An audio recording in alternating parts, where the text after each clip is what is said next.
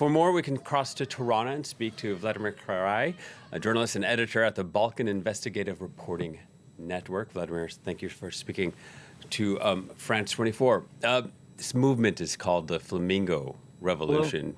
Tell us a little bit about where that name came from and who the people are that are demonstrating.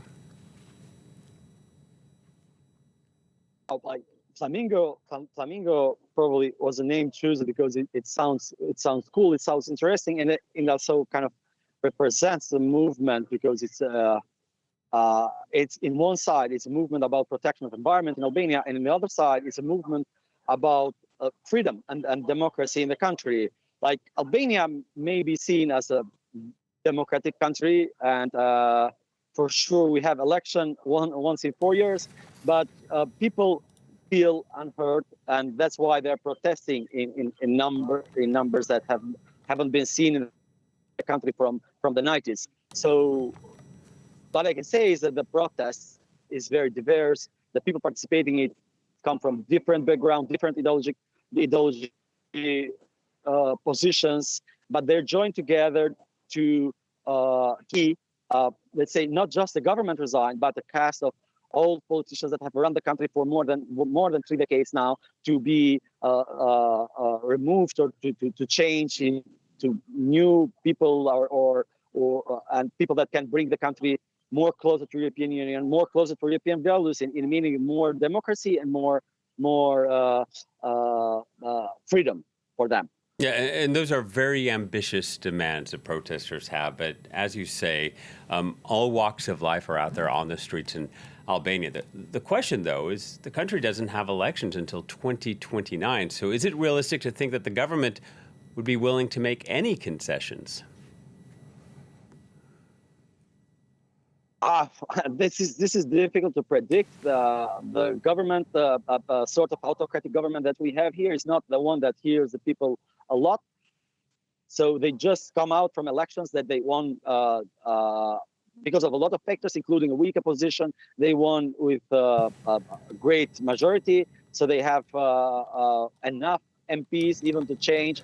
Rama and his allies have enough MPs even to change the constitution. But the fact is that, what I told before, these are protests that are huge. So normally he is under pressure, and I don't know if there is a chance to declare election. Normally the protests in Albania are peaceful in entirety. They're much more than peaceful. They are kind of a festival with kids and young women. Like the majority of the protesters are parents with kids in there. So in a sense, they don't want to. They were not using force to bring the government down, but they are using their numbers. They're using that the participation and that peacefulness that they have, the marching that they're doing, to make it clear to the government that they want some change. Yeah, and sorry, Vladimir, just wondering. At least they kind of want to win what they start. Yes. Yeah. Edi Rama is Albania's longest-serving democratic leader. He's charismatic. He's pro-EU. He's a socialist. Last year, he trounced opponents that had hired Donald Trump's 2024 campaign strategist. On the face of it, for our viewers, they might think that Edi Rama would be against this luxury project that's linked to Donald Trump's family. So could you explain to them why people suspect he's letting it go forward?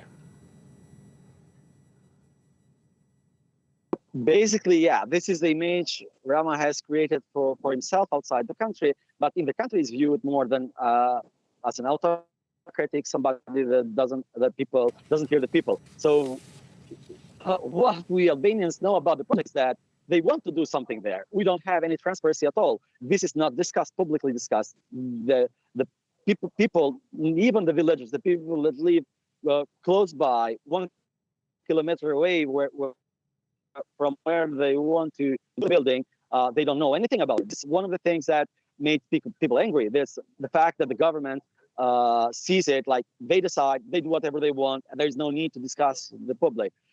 This is not, in the end, the protest is not about who is building there. The Albanians, that there's no,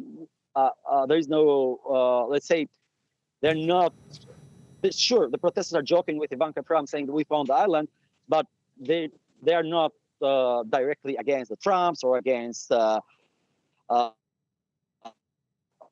don't know, whoever other.